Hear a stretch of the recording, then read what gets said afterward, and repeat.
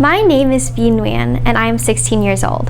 I live in Pleasanton, California, and attend Amador Valley High School. I am the daughter and granddaughter of Vietnamese refugees. Here's our story. Tên tôi là Nguyễn Thị Phúc. Năm nay tôi được 87 tuổi. Ở bên Việt Nam ấy, thì tôi làm ở phi trường Air Force bên Tân Sơn Nhất. Công việc của tôi là Computer Operator 11 năm. Cái chỗ đó tên là American Material Management Center.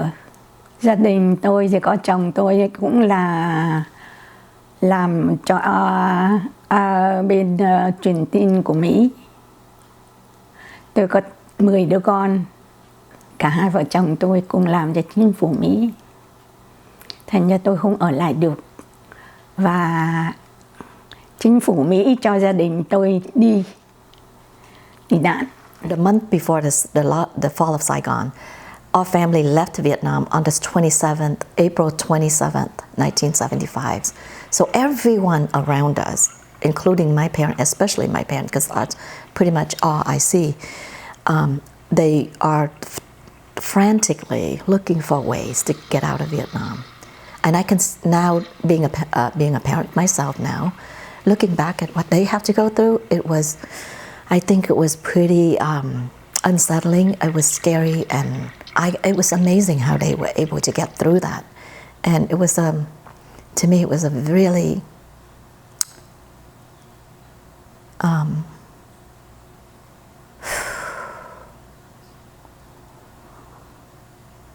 Brave. Wow, yeah, I think brave, and I didn't really expect the emotional aspects of it, you know, that comes, when talking about this, all of that emotion came back. Anyway, so the day, let me just go ahead and forward to the day when we received a phone call from my dad's company saying that, you know, we were supposed to go to a location, a secret location, to meet them there in 2 hours. We had 2 hours to pack all of our things and you know, to carry everything and to gather everyone in the family to that location. So each family basically give the person, the military police, we call it MP, the American military police, our family. There's it's like a family roster. It's like identification card of the family of who are all of the people that reside in your home. And so we basically have all these names, give it to the guy, and the guy was reading one name out at the time. And so one thing that I left out was my aunt. So she came with us on this trip, and my dad literally had to write her name down and just pray that they don't recognize that it was right in at the last minute. So, you know, they all read our name. So, you know, she passed. So we got to the airport. We were staying at the airport until maybe like 2 or 3 o'clock in the morning. Imagine 2 or 3 o'clock in the morning. They asked us to go from where we were waiting in a room. They told us to walk very fast, or at least almost running, to into the plane. And you sit down with your knees to your ears and brace yourself on the floor. So everybody was packed in like sardines. And once it was full enough, they cut it off, closed the door, and then we took off. And that's how we left Vietnam. I left the country with my family back in 1975. At that time, I was only 11 years old. We have a war going on with North Vietnam. I remember that day we have to leave the house because they're bombing into our cities, and my dad told me, or told the family, we're gonna get out the house temporarily only. And then my mom knew that, you know, sooner or later we have to leave the country because what's going on, they continue to bomb the cities. My dad, on the other hand, didn't want to leave.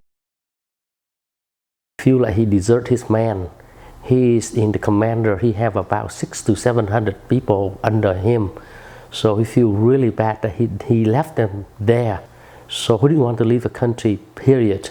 But my mom insisted we need to go. So we decided next day, which is the 29th, we all decided to go to the boat and get out to the sea We go barehanded with whatever we have or wear at that day, and that was it. So my mother, I remember, this is best of my knowledge, she pulled out all her jewelry to give it to them. And then she said that's all she have to give to get onto that boat. For a few days, I don't know what's going on. There's a lot of hunger. I see a lot of people that got injured from the bomb, blood everywhere. Kid was crying. Each time I opened my eyes, like, you know, it's just like horrible scene. So by the time we reached the sea, I was totally passed out. I saw my dad just listen to the radio to hear the announcement that, you know, what's going on. On the 30th, they announced that the country was totally or completely lost to the North Vietnam. So from there, we drift to the sea. All of the refugees are now situated in the Bay Area. But how are their lives today? Tương lai của tôi và gia đình tôi là rất tốt rồi. Còn các con tôi thì bây giờ đến nào cũng có gia đình, có con cái, cháu chắt hết rồi. Mà tôi có cô cháu tôi yêu nhất là Nguyễn Đỗ Thảo Vy, mà tôi hay gọi cô là princess của tôi đấy. And for me, I graduated from the University of Arizona with a BS degree, and now I am currently running the operation for a small firm. I'm happy with my life. I'm happy with my family, my marriage. I have 2 kids, you know, so that cannot push them. They know there's an opportunity country, so whatever they can do to help them, I'm here to support them. I got a BS in EE in engineering, and so I've been working for the past, I would say 30, 40 years in the high-tech industry. Well, so I have 2 children who are twins, and I'm really thankful that I have this opportunity to share my story, not only sharing my story, but having the life that I have now, hasn't it, for the kindness and the caring of the American government, and the way how we were being treated as refugees in this country. I don't think any other country in the world could compare. Look at her.